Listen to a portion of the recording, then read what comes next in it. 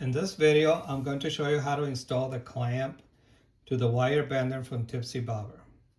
The clamp does come with 2 screws and 2 washers.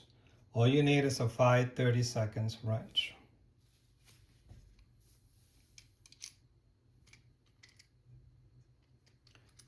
The installation is fairly simple. All you need to do is align the 2 center holes with the clamp and install the 2 screws.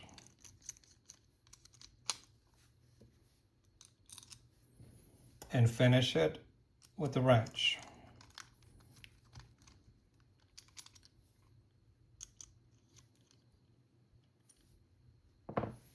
Just like that.